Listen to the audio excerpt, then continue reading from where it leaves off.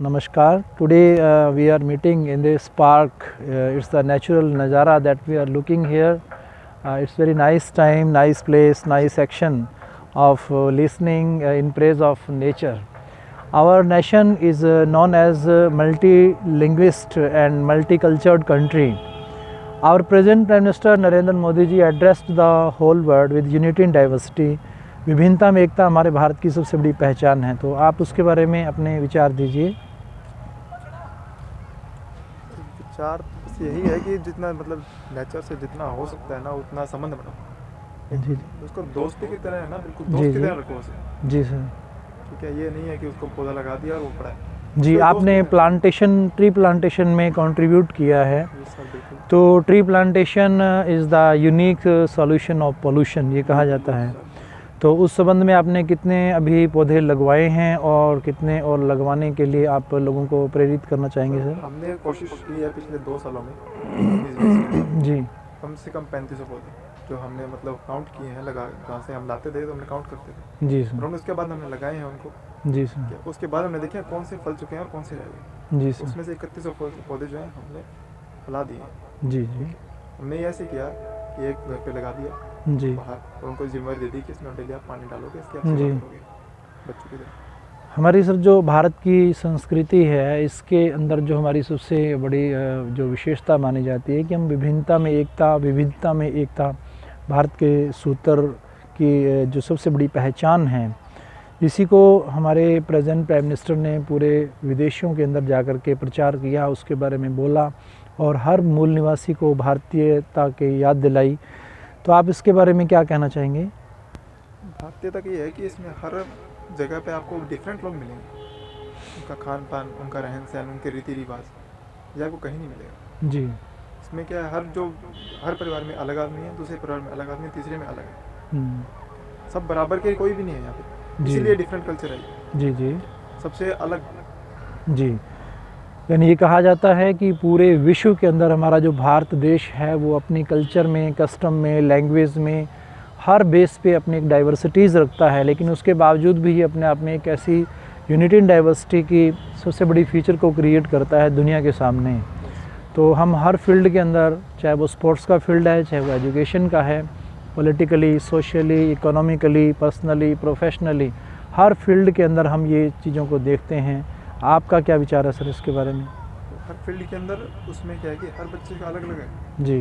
जो किसी का माइंड कुछ कहता है, किसी का कुछ कहता है, लेकिन क्या है कि आजकल क्या शिक्षा पे ज़्यादा दबाव दिया जाता है।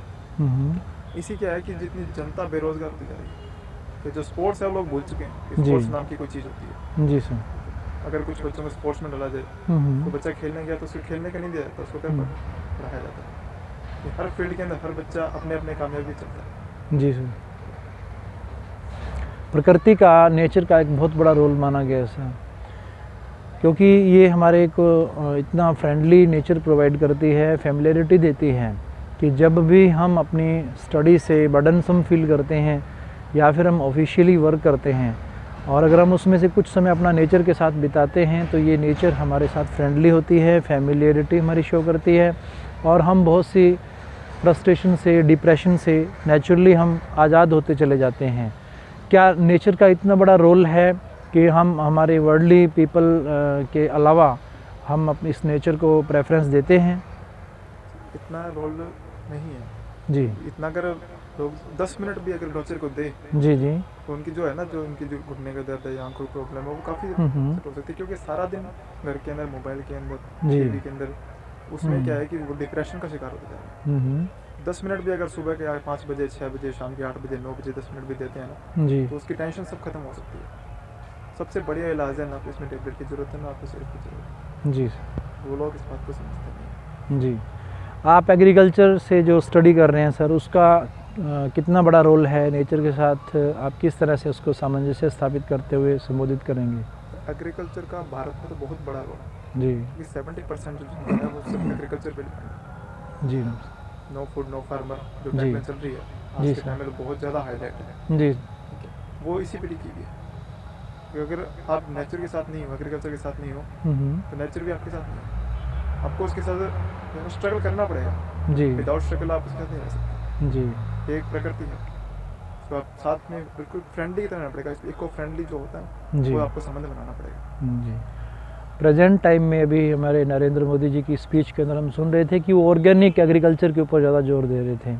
तो आपका भी जो फील्ड है वो डॉक्टर साहब एग्रीकल्चर से संबंधित है, आप क्या गाइड करना चाहेंगे हमारे एग्रीकल्चर से जुड़े हुए फार्मर्स को? फार्मर्स को गाइड इतना ही है कि जितना आप कोशिश कर रहे हैं उतना उनको भी नहीं मिल पा रहा, लेकिन इस जो आज स्प्रे के बीच में और जो जितना धुआंधार हो रहा है ना उतना वो पॉसिबल भी नहीं है जी।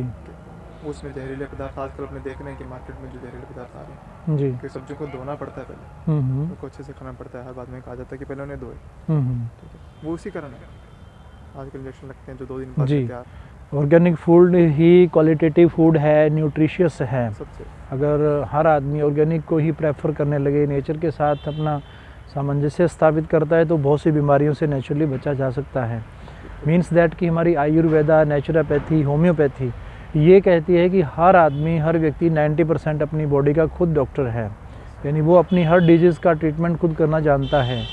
और इन 10% केसेस के अंदर किसी भी क्रिटिकल कंडीशन के अंदर जो अगर वो फेस करता है तो उसको एलोपैथी की हेल्प लेनी पड़ती है। अभी आपने कोरोना के अंदर देखा था। हाँ जी सर। क्योंकि एलोपैथी ने हाथ खड़े कर दिए, जो केमिस्ट की शॉप ने सबने हाथ खड़े कर दिए। जी डॉक्टर साहब। जो आयुर्वेद था उसी ने बचाया जी। जो गिलोय आपको मिलती थी जी। जड़ भी नहीं मिल रही थी लास्ट में, जी। कहाँ गई? क्योंकि उन्होंने क्या वो उसको ऑब्जर्व किया है कि जो गिलोय है, अश्वगंधा है, वो हमारे काम है। जी। लास्ट में यही ऑप्शन बचा था। हाँ जी हाँ जी। काढ़ा जो कर पिलाया जा रहा था, हाँ हाँ, जो गिलोय वगैरह चल रही थी, उसी से, क्योंकि जब सब दवाइयों ने, इंजेक्शंस ने सबने हाथ खड़े कर दिए, हमारे पास का इलाज नहीं है। हाँ जी। लेकिन इसके बाद में क्या है, लोग जो जुकाम का जो इलाज है घर पे करने लग चुके हैं। मीन्स दैट कि हमारी नेचुरल जो डिजास्टर आई है, नेचुरल कैलामिटीज़ आती हैं, तो इनका जो ट्रीटमेंट है वो nature itself is provided. Nature खुद ही अपने आप में एक डॉक्टर का काम करती है। तो क्या ये राइट कहा गया है कि nature works like a doctor, it treats us like a doctor, it guides us like a supervisor, it teaches us like a teacher, and it nurtures like a mother. A number of epithets and titles are given to the nature. Nature को ही हमारे religions के अंदर appreciate किया गया है, और nature ही हमारी mother की तरह हमें ट्रीट करती है, हमें न्यूट्रिशियस फूड प्रोवाइड करती है। क्या हमारे जो इंडियन एग्रीकल्चरिस्ट हैं, फार्मर्स हैं, वो ऑर्गेनिक फार्मिंग को एडॉप्ट कर रहे हैं? उन्होंने कभी छोड़ा ही नहीं ऑर्गेनिक जी, कभी नहीं छोड़ा। उन्होंने सिर्फ उस पर जोर दिया है, आज भी उस पर जोर दे रहे हैं। जी। इसलिए दे रहे हैं क्योंकि जितनी ज़्यादा प्रोडक्शन हो उसके, जी।